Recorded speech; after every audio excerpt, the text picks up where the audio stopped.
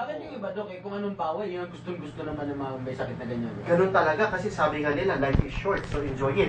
Diba sabi nga nila, drink and be merry, for tomorrow you will die. Diba nakalagay yun ang paniniwala ng iba. Kaya hindi nila alam, meron pa palang mas may kabuluhan sa buhay.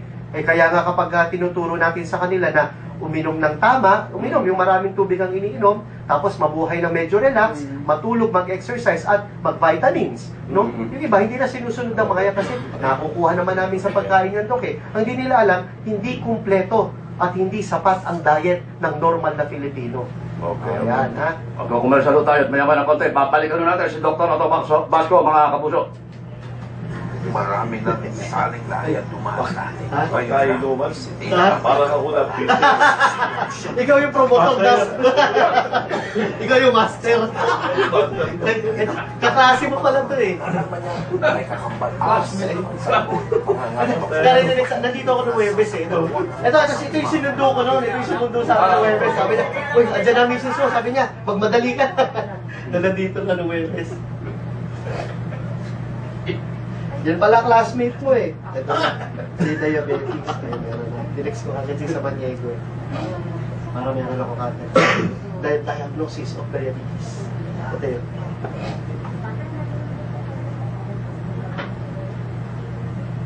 Na naman ikaw sa katatapos na Klase. Kausap, pagkatapos na makausap ko yung si Andy, tapos yung Marisa, matatawagan ko. Tapos babalikan Simula kita. namin si Marisa para mahaba tayo mo. Mahaba magsalita, iyak mo siya. Oo, ano mo lang ako dito lang ako sa'yo. Siya na nga. Oo. Para yung pagkalipusta mo sa akin, Master. Dalawa kayong Master dyan, Master Mike. Marisa Bracket, Master. Tulad nito ay para sa inyo. So, Kayo'y nakikinig sa Big Time Balita! Pinag-usapan po natin ang diabetes. Ito ho, meron po, ito yata nasa 4th degree na eh, no? Nasa 4th stage. Ang Malabo na diabetes. yung mata. Malabo na yung mata. Malabo na ang mata nito. Complications na. Ito ang pangalan niya ay si Mrs. Marisa Cruz. Isa pong diabetic patient.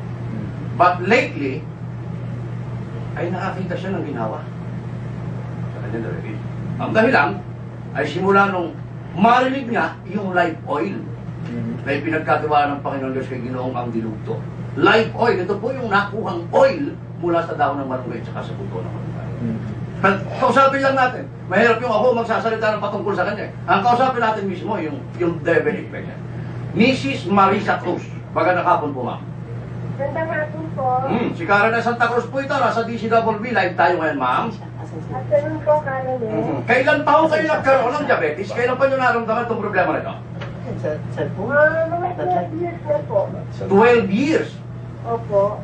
Kayo ho'y umiinom ng gamot sa loob ng 12 taon. Opo, Karen eh. Nung una po, nag-insulin po ako. O, nung una, nag-insulin na rin po kayo. Opo. Nakailang taon po kayo nag-insulin?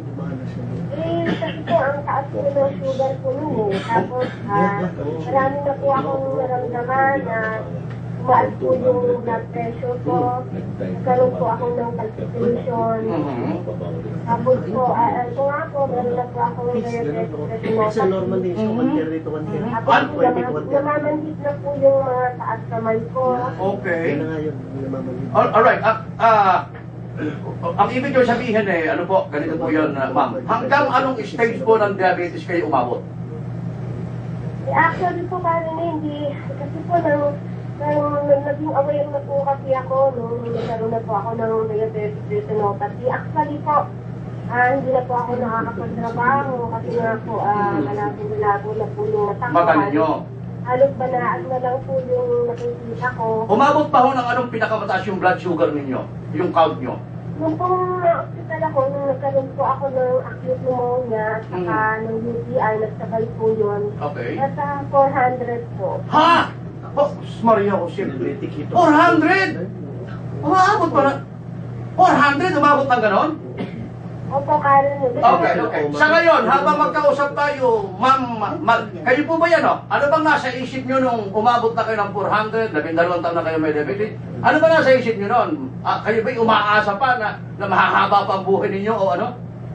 Ako, sa totoo lang po, Karen, halos wala na po akong pag-asa. Kasi po, kung po sa mga nararamdaman ko sa katawan, kasi po depressed po ako, hopeless, wala na po talaga akong pag-asa. Wala na po pag-asa. Hanggang sa isang araw po, dasal po ako ng dasal. Dasal po ako na, yung sa akin ng Panginoon yung talagang makakagamot sa akin kasi nahihirapan na po ako eh. Opo. Dasal po ako ng dasal. Eh, siyempre po, malabo na mata. Wala na po akong ibang pwedeng gawin po makinig ng radyo. Yes. Hanggang sa napakinggan ko po saan sa station po ninyo. Kasi po si Dr. Basco, saka po si Sir Andy. Tapos po, nung napakinggan ko po si Sir Andy, nag-try na po ako na tumawag. Doon po sa number na binigay niya dyan. Opo. Hirap na hirap po ako kasi 4 na tao po yung dinaanan ko. Hindi ko po talaga nakausap si Sir Andy nun eh. Okay. Malamang galing pa Masagot po dun sa number na ibinigay niya. Okay, Ma'am Marisa, so sa madalit salita, nakausap din yun ng dagong uli. Naitanong nyo, dito nyo narinig yung malunggay live oil na tinatawag. Opo, yun nga po yung ko nga po napakinggan. Okay.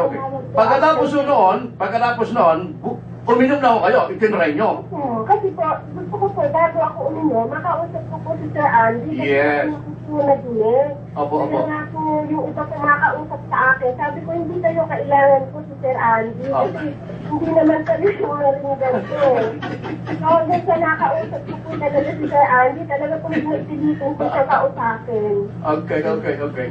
Nakausap ko naman po siya, tapos nabuhayan po ako ng loob. Okay. Nakausap ko po si Sir Andy, kinuwento niya po yung buhay niya sa akin. Talaga po magkaroon ako ng pag-asa. Noon na po ako nag-umpisang uminom ng malunggay life oil. Okay. After nung inom kayo, mga ilang araw nyo bago naramdaman yung epekto sa inyo? Sa totoo lang po kaya niya mga 5 days lang po. 5 days lang? Po ako ng ginhawa kasi po, ang una ko pong naramdaman, di po ba, kinukwento ko sa inyo, nag-palpitations po ako. Tapos, sabi po, mataas ang blood pressure ko, 100. Naligising po ako sa gabi, talagang kumakalabog po yung dito ko. Nawala yon. Sa ngayon, nawala na yon, Ma'am Marisa? After 5 days lang po, kailangan tumawag po ako kay Sir Andy. Sabi ko po, parang magic.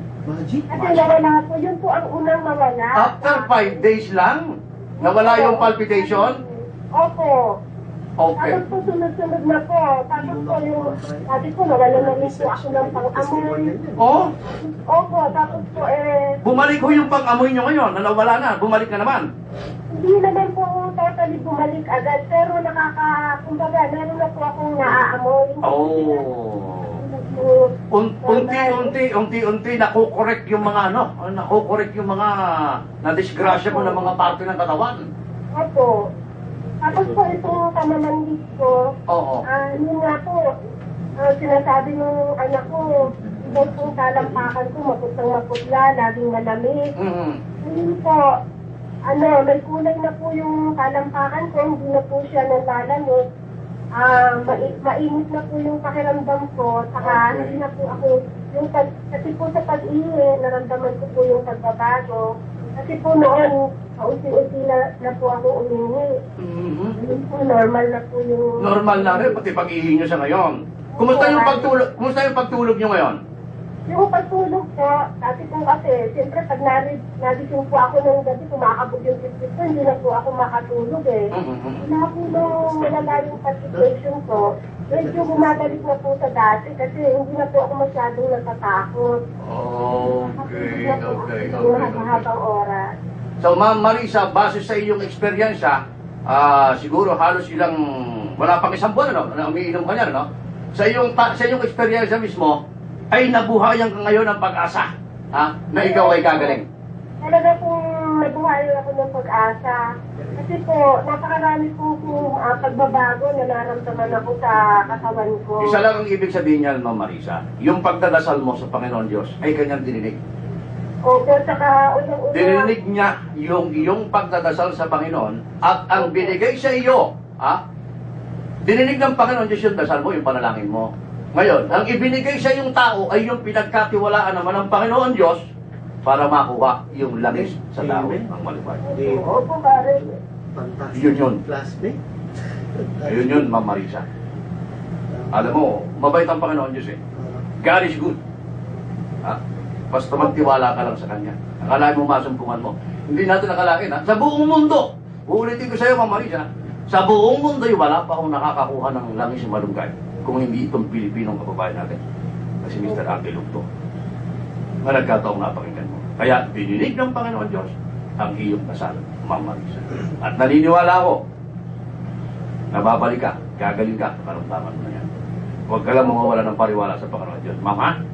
Opo. Saka siyempre, konting ingat din, yung mga bawal na pagkain siguro, iwasan mo rin, Ma'am. Ano, ha? Opo. Okay. Ma'am, maraming salamat. Mabuhay ka. Opo. Mabuhay. Salamat po. Mga kaibigan. Yun po ang personal. Mga kabuso, matindi. Ang ba? Doc Basho, pakipaliwanag mo. Hindi naman, itong malunggay oil ay ano ito eh. Ito naman yung supplement lang eh. Hindi naman kinukonsider na medisina yan o gamot. Ang tanong ko ngayon ay, bakit itong Marisa na ito, nung uminom ay nakaramdam ng pagaling? Kagaya nga ng ating nabanggit ng mga unang pagkakataon, hindi natin inalin tulad itong life oil ng malunggay doon sa mga gamot na nakakagamot ng iba't ibang karamdaman. Pero ayon sa pag-aaral, at yan makikita ng ating mga kapuso sa internet, hindi sa atin. Hindi tayo ang nag-claim nito, kundi ang mga research na ito ay ginawa sa ibang bansa. Harvard School of Medicine, Johns Hopkins School of Medicine, pati dyan sa India, na may makikita silang 300. Ano ba 300? 300 karamdaman na maaring makapanggamot ay ang malunggay lamang.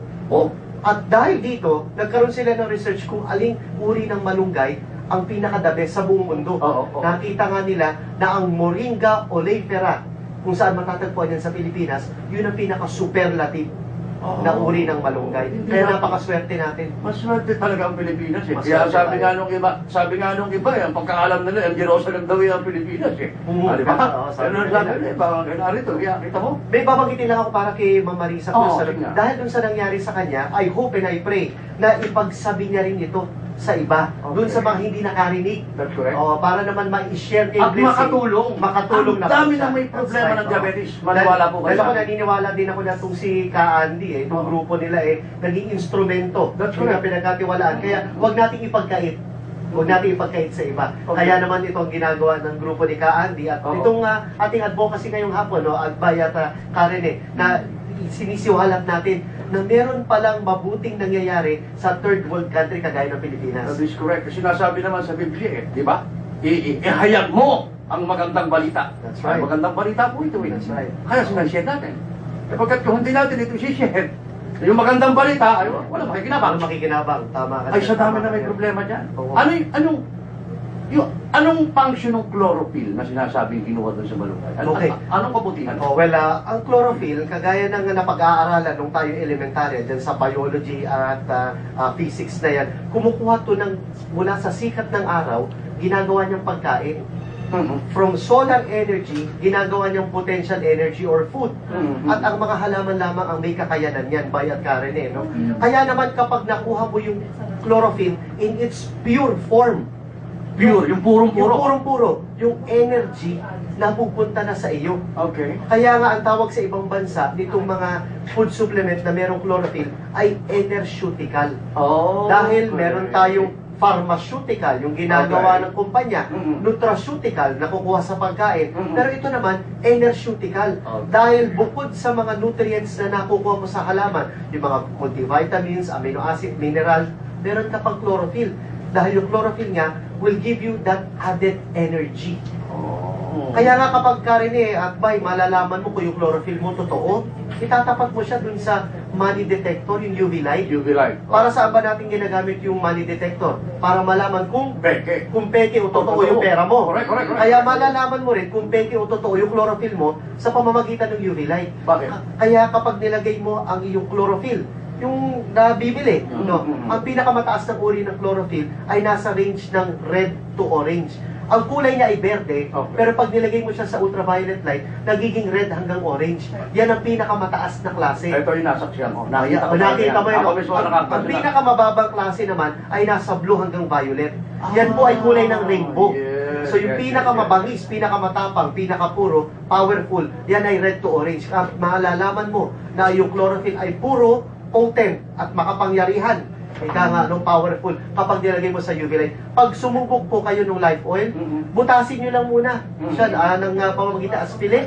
Tapos ilagay mo siya sa isang lalagyan, maganda siguro kulay puti. Okay. Tapos ilagay mo sa ilalim ng UV light, yung money detector. Yeah. Nakakakita naman sa tindahan yan. That's right. Mangyayari mula sa kulay berde, magiging kulay red-orange, which is the powerful type of chlorophyll. Yung po personal ko nakita, yun pong sinasabi na ito na live oil, malunggay live oil, ito po yung langis na na-extract mula po sa malunggay, ay kulay green po ito yung oil na yon. Pero pag itinapat mo nga sa UV light, parang kulay ng dugo mo.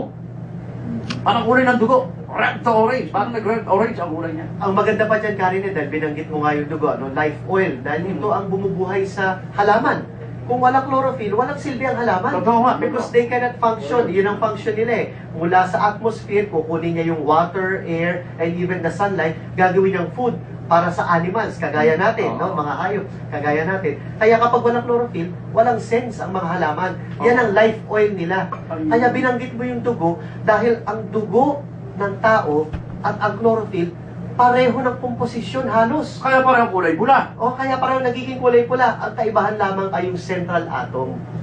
Ayan, ha? Yan ang na-discover ni Ka-Andy. Na ang sa tao, hemoglobin ay iron o bakal ang nasa gitna. At yung chlorophyll naman, magnesium. Ayan, ha? Kaya malalaman mo kung peke ang iyong chlorophyll dahil hindi siya magiging kulay pula. So yun, yung mga nag-i-claim na may chlorophyll kuno, itapat ho nyo sa ultraviolet ray, doon sa yes, money money detector. That's right. Pagka ho hindi nagkulay pula yan at nagkulay orange, ibig sabihin, Peke po yan. peke. Oo. Peke yung pagkiklaim na may chlorophyll That's siya. right. Kung sa tao, lifeblood. Sa halaman, life oil. Kaya naman yung pangalan, nandun na. Nandun na yung pangalan. Simple. Ay, ganun kasimple, mga kapuso. Anyway, ang kaganda nito, hindi nawala yung purity. That's right. Kasi, Na-preserve. kasi hindi siya distilled, hindi siya pinainit, hindi ibinilang, nakuha siya ng fresh na fresh. Yes, so, ang sabi nga natin, na-preserve mo siya, na-conserve mo, kasi mula dun sa halaman, kung na-preserve mo, dapat ma-take in mo kagad. Correct. Kung freshness. Ang ginawa, may teknolohiya nga ang grupo ni Ka-Andy na preserve mo, nakuha mo yung chlorophyll ng purong-puro together with the other nutrients, na-conserve mo. Na ilagay mo siya dun sa isang gel type. At yung pinaka-gel pa niya ay yari sa seaweed. Dahong dagat. No? Kaya wala kang allergy dito, lahat nutritious So, na-preserve mo. Walang chemical ito. Walang chemical Walang All natural. isang patak na chemical. Wala. So, preserve, conserve, and now made available. Okay. Kaya sabi nga nung iba, Dok, magkano ba presyo niyan? Sabi, medyo mahal daw. Mm-hmm. Dahil pumapatak na 16 pesos ang isa yata, ano? 16 pesos, napakamahal. Sabi niya, pero ano naman, 16.50. Oo, ihalin tulad mo dun sa mga iba. Mm-hmm. Yung meron yung letter E. Alam mo yung letter E? Oo. Pagka uminom ka dun, masaya ka daw. Di ba? Oo. Meron naman yung letter C. Kasi kumpleto ka daw. Okay, oo. Meron naman yung letter R. Oo. Yung letter R, yung nagbubuhat pa. Mm-hmm. Di ba? Mura lang yung mga yun. May 9 pesos, 4 pesos. No? Pero sabi nga guys, banggitin natin na yung 16 pesos na binibili mo, para kang bumibili ng isang basket. Bakit kamo? Kasi ang katumbas ng isang kapsula, 14 na orange. Katumbas nun ha? Katumbas niya. Oo. Hindi lang yun, Karine at Bay. 14 oranges. 14 oranges. So, katumbas pa nun, 2 basong gatas. Mhm. Hindi lang yun. 4 na yogurt. Okay. Alam mo yung yogurt, yung maasim, may mga protina yan, ano? May protina. Hindi lang yun. May katumbas din itong spinach. Para saan may spinach? Mataas yung iron content para sa anemia. Oh. Meron pa tong saging.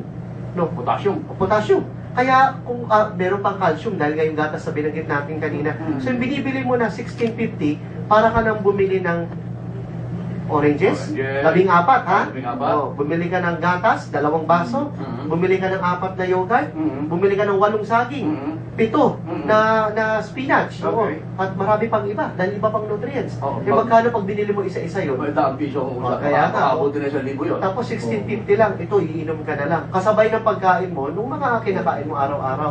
So medyo mahal pa ba yan, Karinet Bay? Masyadong practical yung explanation mo. Yan ang Posible aking hindi paliwanag maintindihan, no? Mukhang mo na. Ganun ka. Maswerte tayo at may That's right. ang mapagkalooban nun at ang napagkatiwalaan ng Panginoon Diyos ay kababayan natin. Tama ka. Dahil kung hindi natin kababayan, baka matagalan bago makarating sa atin. Correct. In other words, tayo ngayon ang mauunang makikinabang. Tama ka. Okay? Doc Atobas ko, maraming salamat sa panahon sa pagpapaliwanag ko dito. Oh, no problem, Karinet. Basta kailangan ninyo. Saan ka ba nagtuturo ngayon? Wala pang klase ngayon eh. Dito sa FEU sa Fairview eh. Sa Ah, June ganun? 6 pa. June 6 Mga sa pa. Ateneo dito sa Medical City. Saan ka nagpa-practice? Dito tayo sa Medical City sa SM Fairview, araw-araw. Ah? Lunes hanggang Sabado. Pag Monday to Friday, 11 to 1. Sabado, 3 to 5. Pero wala tayong pahinga. Araw ng linggo. Nagki-clinic din ako dito naman sa may Santa Lucia. So, ikaw yung lalaking walang pahinga. Oo, gano'n lang. Pero pag tinawag ako ng asawa ko, punta ako kagad. Punta ka. Nandito sa tabi natin, si Leonor Basco eh. Doktora din siya, di ba? Hindi naman. Hindi Nasa ba? sales naman si Mrs. Sa sales yun naman. Pag yan ang tumawag, walang clinic-clinic, wala. Oh, Talikod tayo lahat. Uwi ka agad. Uwi ka agad. Mabait. Oo. Mabait. Mana ko kay Andy eh. Mabait na doktor. Mana ko kay Andy. Dok, Atobas ko, maraming salamat. Pagbalik natin mamaya, kakausapin natin ng bahagya si Andy. Dali lang, pagbalik natin.